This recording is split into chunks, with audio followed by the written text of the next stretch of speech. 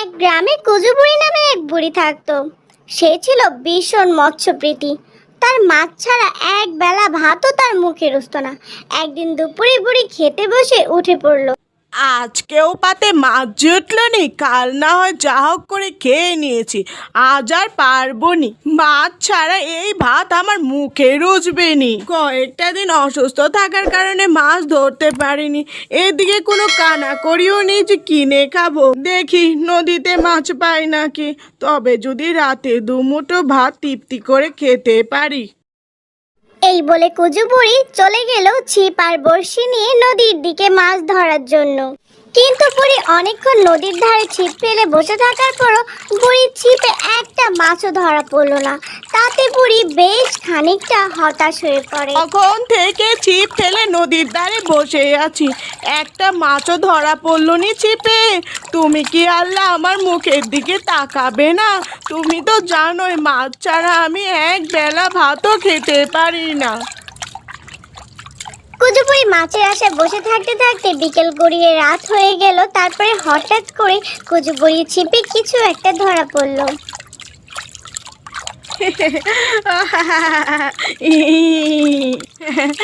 চোখ তুলে তাকিয়েছো আল্লাহ তুমি আমার দিকে, কত বড় মাছ! এই মাছ দিয়ে তো আমার বেশ অনেকদিন চলে যাবে আরামসে। এই বলে কুচু বুড়ি মাছ হাতে নিয়ে তার বাড়ির দিকে যেতে লাগলো। সন্ধ্যা গড়িয়ে রাত হয়ে গেছে, এদিকে আবার জঙ্গলের পথ একদম ফাঁকা। তাই বুড়ি তাড়াতাড়ি করে হাঁটছিল।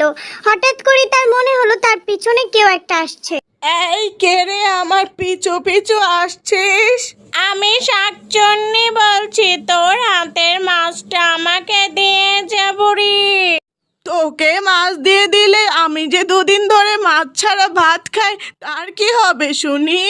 এত কথা আমি জানি না, তোর হাতের মাছ আমাকে দিয়ে যা বলছি। এই বুড়ি, মাছ দিয়ে যা বলছি, দে মাছ। শাকচুন্নিকে যদি বলি মাছ দেব না, তাহলে আমার থেকে এই শাকচুন্নি মাছটা কেড়ে নিতে পারে।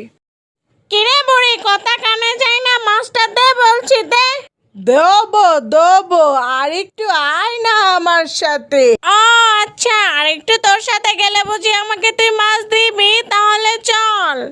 কুচু বুড়ি ঠিক যতটা দ্রুত হাঁটতে শুরু করে, শাকচুন্নিও তার পিছনে পিছনে ঠিক ততটাই দ্রুত হেঁটে যায় আর তার বাড়ি অবধি পৌঁছে যায়। তবে রে, তুই কি তাহলে আমাকে মাছ দিবি না? তুই কি আমাকে মিথ্যা বলে নিয়ে এসেছিস এত দূর পর্যন্ত? এই বুড়ি, তুই আমাকে মিথ্যা বলে নিয়ে এসেছিস। তুই দরজা খোল বলছি, আমাকে মাছ দে বলছি, দে মাছ দে। তোকে মাছ দেওয়া তো দূরের কথা, আমি মাছের একটা কাঁটাও তোকে দেব না। তবে রে বুড়ি, আমি তোকে ঘুমাতেই দেব না। আজকে সারা রাত তোর বাড়ির সামনে বসে থাকবো মাছ না দেওয়া পর্যন্ত। এই শাকচুন্নি তো মনে হচ্ছে মাছ না নিয়ে আমার বাড়ি থেকে সরবেই না। তবে কি তুই মাছ ছাড়া যাবেই না? দাঁড়া, তোকে দেখাচ্ছি মজা, কত দানে কত চাল। আমাকে মাছ দিয়ে দে বলছি, তোকে আমি শান্তিতে ঘুমাতে দেব না। তুই আমাকে চিনিস না বুড়ি। আচ্ছা দিচ্ছি, দে দে, তাড়াতাড়ি দে। তবে আমি বেরোতে পারবো না। দরজার পাশে যে ছিদ্রটা দেখছিস, ওইটা দিয়ে হাত বাড়া, আমি তোকে মাছ দিচ্ছি।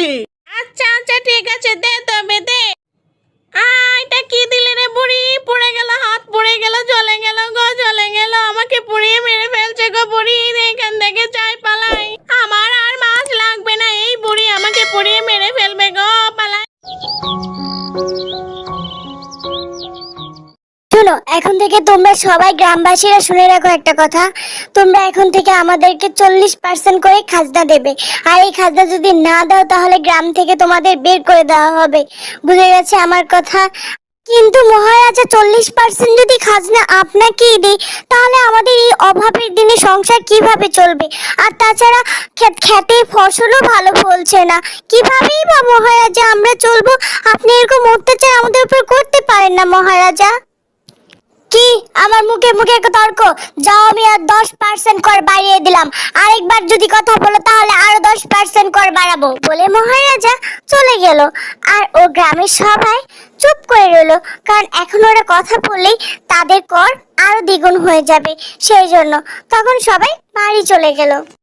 তখন গ্রামের সবাই এই নিয়ে আলোচনা করতে শুরু করলো আর ভাবলো যে কি করছে রাজা মশাই। আগে যে রাজা ছিল সে তো ভালোই ছিল, এমন তো ছিল না। এই নিয়ে আলোচনা করতে থাকলো। এক পর্যায়ে কৃষক বলল, চলো দাদিমা, আমরা এখন গ্রাম থেকে চলে যাই, আর কতদিন থাকবো। তখন দাদিমা বলল, মা গো, আমি কিভাবে যাব? এই ছোটবেলা থেকে এই গ্রামে বড় হয়েছি, এখন কি আর গ্রামের মায়া ত্যাগ করে যেতে পারবো? তখন ওপাশ থেকে একজন বলল, এখন তো অনেক কিছুর দাম বেড়েছে, আর এত টাকা খাজনা দিয়ে রাজ্যে তো থাকাও যাবে না। আর মহারাজা আমাদের উপর এরকম অত্যাচার করছে, কিভাবে বা থাকবো? 50% কর দিয়ে কি আর রাজ্যে কি থাকা যাবে? চলো গিন্নি, আমরা একটু ক্ষেত থেকে ঘুরে আসি। আজকে তো আর সারাদিন খেতে যাওয়া হয়নি, দেখে আসি ক্ষেতের কি অবস্থা। এই কথা বলে ওরা দুজনেই রওনা দিল জমির দিকে। আর সেখানে গিয়ে দেখে এক অবাক করা দৃশ্য। হায় হায় গিন্নি, ফসলের সব জমিতে পোকায় খেয়ে ফেলেছে। হ্যাঁ, তাই তো দেখতে পারছি। এখন কি হবে আমাদের?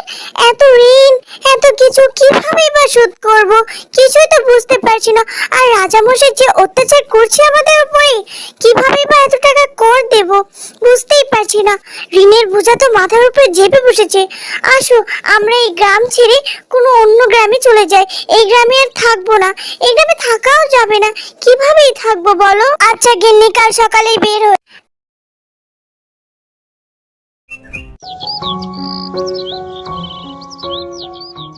কতদিন হলো রক্ত খাই না, জঙ্গলে কোনো মানুষের বাচ্চাও পাই না। কবে যে খাবো একটা মানুষকে গায়ে মটকিয়ে। ওই তো দেখা যাচ্ছে দুইটা মানুষের বাচ্চা। যাই এদের গায়ে মটকে খাই গিয়ে। যাই যাই, তাড়াতাড়ি যাই। কতদিন পর তোদের পেলাম দুটোকে, আজ তোদের দুটোকে খাবো আমি। তোদের রক্ত দিয়ে গোসল করবো আজ আমি। হ্যাঁ, তাই করো, আমাদের মেরে ফেলো, আমাদের আর বেঁচে থাকার একটু ইচ্ছা নেই। হ্যাঁ গিন্নি, তুমি ঠিকই বলেছো, আমাদের মেরে ফেললেই ভালো হবে। ডাইনি, তুমি মেরে ফেলো। তখন ডাইনি তাদের জিজ্ঞাসা করলো, কে রে, তোদের এত দুঃখ কেন? আমি মারতে চাচ্ছি, তাও তোরা ভয় পাচ্ছিস না যে? তোদের কি ভয় করছে না? তখন তারা দুজন ডাইনিকে সবকিছু খুলে বলল। তাদের গ্রামের দুঃখের কথা, অভাবের কথা সবকিছু বলল। আর তারা কেন চলে আসলো গ্রাম ছেড়ে সেটাও বলল। আর তারা কেন মরে যেতে চাইছে সেটাও বলল। সবকিছু বলার পর ডাইনি বলল, আচ্ছা এই কথা, ঠিক আছে, আমি এর ব্যবস্থা করছি। তোদের রাজামশাইকে মজা বোঝাচ্ছি। দাঁড়া, আজকে রাত্রেই তোদের রাজামশাইয়ের ঘাড় মটকে খাবো।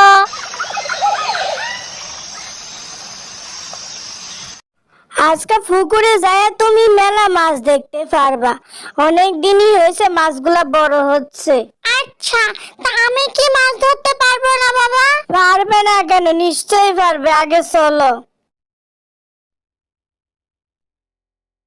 একই বাবা, পুকুরে তো বেশি মাছ দেখতে পাচ্ছি না। হ্যাঁ, আমিও তো তাই দেখতে পারতেছি, মাছ তো বেশি পুকুরে হয়ই নেই।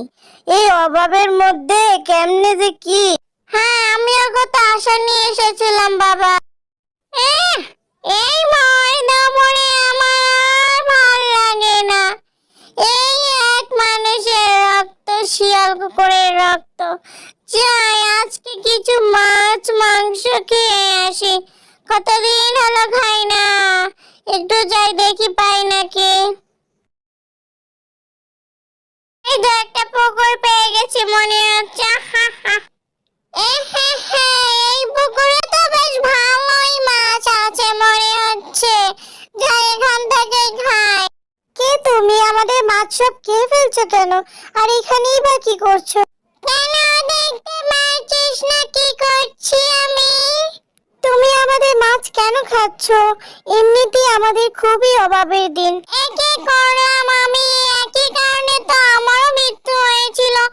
বিড়ালে মাছ খেয়েছিল বলে আমার সৎ মা আমাকে মেরে ফেলেছিল, পরে আমি মরে ভূত হয়েছি এখন। আচ্ছা বাছা, তুই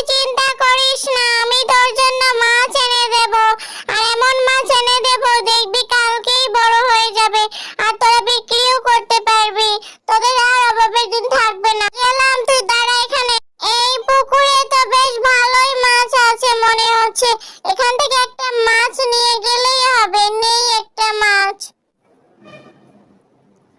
কি গো ডাইনি বুড়ি, মাছ নিয়ে তুমি এসেছো?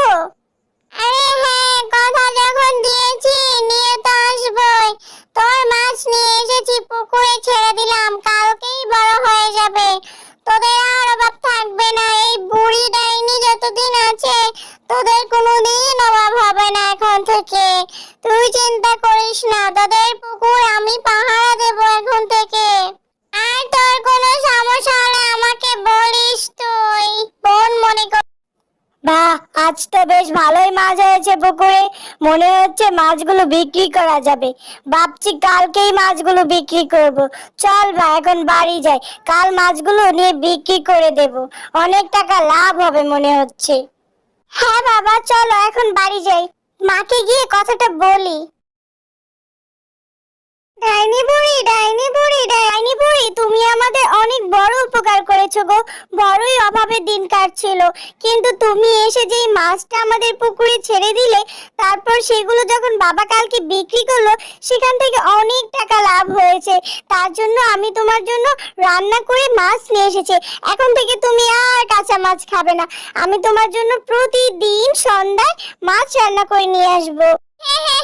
দূরও পাগলি, আমি তোকে ছোট বোনের মতো দেখি। আর তোদের কখনো অভাব হোক সেটা আমি চাই না। আমাকে তোর মাছ রান্না করে এনে দিতে হবে না। তোদের মাছ আমি পাহারা দেব এখন থেকে। আর চিন্তা করিস না, তোদের আর কষ্টের দিন থাকবে না। তোদের এখন সুখের দিন চলে এসেছে। শুধু এখন আনন্দ করবি আর মুখে সব সময় হাসি রাখবি। কখনো মন খারাপ করবি না, ঠিক আছে? আর আমার কাছে আসবি, প্রতিদিনই আসবি। সর্বনাশ হয়ে গেছে মহারাজের, সর্বনাশ হয়ে গেছে। গ্রামে অস্বাভাবিক কিছু দেখা যাচ্ছে। আমাদের বাচ্চা সব নিয়ে চলে যাচ্ছে কেউ একজন। কে নিয়ে যাচ্ছে তোমাদের বাচ্চা? তোমরা খোঁজ করো, দেখো কে নিয়ে যাচ্ছে। খোঁজ দিয়ে আমাকে জানাও ব্যাপারটা, আমি দেখছি কে নিয়ে যাচ্ছে। তখন একজন পাখি আবার উড়তে উড়তে গ্রাম ছেড়ে সেই জঙ্গলে যেতে শুরু করে আর দেখে সে আসে কিনা।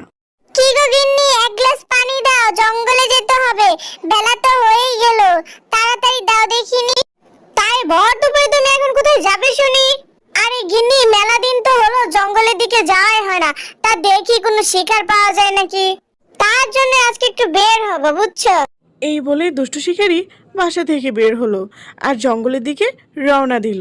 শিকারী লোকটা খুবই দ্রুত হেঁটে হেঁটে যাচ্ছে জঙ্গলের দিকে। এই ভর দুপুরে সে পাখি শিকার করবে বলে সে খুবই দ্রুত দৌড়িয়ে জঙ্গলের দিকে যাচ্ছে। আর এক পর্যায়ে সে জঙ্গলে পৌঁছেও যায়। মেলা দিন ধরে জঙ্গলে আসি না, কিন্তু পাখির বাসা তো অনেক থাকার কথা। আমি তো একটা পাখির বাসাও দেখছি না। যাই একটু সামনে যেয়ে দেখি পাওয়া যায় না। আরে এই তো পাখির বাচ্চাগুলো, বেশ অনেক পাখি তো হয়েছে। আরো কয়েকটা ডিমও পেয়েছে মনে হচ্ছে। বাহ, ভালোই হয়েছে। তাহলে কালকেই আসতে হবে, পাখিগুলোকে শিকার করতে হবে, নয়তো অন্য কেউ শিকার করে নিয়ে যাবে। যাই যাই, এখন বাড়ি যাই, গিন্নিকে সুখবরটা দিয়ে আসি। তখন দুষ্টু শিকার খুব দ্রুত বাসায় চলে আসছিল আর গিন্নিকে সুখবর দেবার জন্য সে খুবই খুশি। তখন সে বাসায় গিয়ে বলল গিন্নিকে, কি গো গিন্নি, কোথায় তুমি? খুশির সংবাদ নিয়ে আসছি, বের হও। আরে গিন্নি, জঙ্গলে তো অনেক শিকার পেয়ে গেছি। তাই নাকি? তাহলে কালকেই তো সকালে যেতে হবে তোমাকে, নয়তো অন্য কেউ শিকার করে নিয়ে চলে যাবে। কাল সকালেই বের হও তুমি। খুব সকালেই দুষ্ট শিকারী রওনা দেয় জঙ্গলের দিকে। ওই গো গিন্নি, গেলাম, সাবধানে থেকো। তারপর সে হাঁটতে হাঁটতে জঙ্গলের দিকে চলে যায় আর তখন একটা পাখি বলে ওঠে হঠাৎ করে, দাঁড়াও দুষ্টু শিকারী, তুমি কেন এসেছো এই জঙ্গলে? তুমি আমাদের ছানাদের নিয়ে চলে যাও। কেন নিয়ে চলে যাও? এর শাস্তি তোমাকে একদিন পেতে হবে। তুমি ভুলে যেও না, যে অন্যায় করে তাকে ঠিক একদিন না একদিন শাস্তি পেতেই হয়। তুই আমার কি বা ক্ষতি করবি যে তোদের আমি ভয় পাবো? এত ভয় কাকে দেখাচ্ছিস? আমি তোকে ভয় পাই না। শোনো দুষ্ট শিকারী, তোমাকে এর শাস্তি একদিন ঠিক পেতে হবে। আমাদের বুক থেকে ছানাদের কেড়ে নেওয়ার যে কষ্ট, সেটা তুমি একদিন ঠিক বুঝতে পারবে। ঠিক আছে, দেখবো না কেমন কষ্ট। এখন তোর বাচ্চাকে আমি নিয়ে গেলাম, দেখি কি করতে পারিস তুই। রাতের বেলায় সব পাখি একসাথে হয় আর সবাই ভাবে কিভাবে দুষ্ট শিকারীকে সাহায্য করা যায়। শোনো বন্ধুরা, এক দুষ্ট শিকারী আমাদের সব বাচ্চা নিয়ে নিচ্ছে। এর প্রতিকার আমাদের করতেই হবে, ওকে এটা বোঝাতে হবে যে এটা ঠিক নয়। কিন্তু কিভাবে মহারাজ, এটা করব কিভাবে আমরা? খুবই সহজ, সবাই আমার কথা মনোযোগ দিয়ে শোনো, আমি বলছি। তখন তারা প্ল্যান করে কিভাবে সেই দুষ্ট শিকারীকে সাহায্য করা যায়। আর তারা সেই প্ল্যান করার পর সেখান থেকে চলেও যায় একজন একজন করে। প্ল্যানটা যেন সবার মনে থাকে। এখন সবাই বাড়ি যাও, আমিও যাচ্ছি। সবাই সবাই আস্থানে চলে যাও। হায় হায়, এ কি সর্বনাশ হলো আমার! আমাদের মেয়েকে যে খুঁজে পাচ্ছি না, কত জায়গায় খুঁজলাম কিন্তু পেলামই না। কোথায় গেল? কি বলছো কি? খুঁজে পাওয়া যাচ্ছে না মানে? দাঁড়াও, আমি দেখছি, হয়তো এদিকেই আছে। তুমি কান্নাকাটি করো না। এরপর সেই দুষ্ট শিকারী আবার তার মেয়েকে খোঁজার জন্য বাইরে বের হলো, কিন্তু কোথাও খুঁজে পাচ্ছে না। সারা গ্রামেই তো খুঁজলাম, কোথাও তো পেলাম না। দেখি একটু জঙ্গলের ভেতরে গিয়ে আছে নাকি। সব জায়গায় তো দেখলাম, আমার মেয়েটা কোথায় গেল? কোথাও তো খুঁজে পাচ্ছি না। কত জায়গায় তো দেখলাম, এখন তো জঙ্গলও দেখলাম, এদিকেও তো নেই। এদিকে এ কি? ওটা কে? ওটা তো আমার মেয়ের মতোই দেখতে। যাই যাই, দেখি একটু ওদিকে কে এটা, আমার মেয়েই নাকি? তারপর সে খুব দ্রুত সেইখানে যেতে লাগলো। কি ব্যাপার, তোদের এত বড় সাহস আমার মেয়েকে নিয়ে আটকে রেখেছিস? তোদের শাস্তি দিচ্ছি আমি, এর শাস্তি তোদের পেতে হবে। না বাবা, তুমি এটা করতে পারো না। ওরা আমাকে নিয়ে আসেনি, আমি ওদের সাথে এসেছি।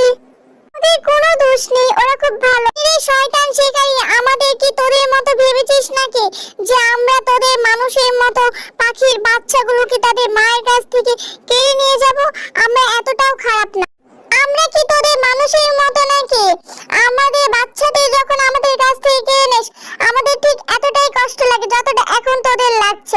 আমি বুঝতে পারছি আমার ভুল হয়ে গেছে, আমাকে মাফ করে দিও। আমি আর এমন ভুল কখনোই করব না। এখন থেকে তোমাদের আর ধরবো না, তোমাদের ছানাদেরকেও আর নেব না।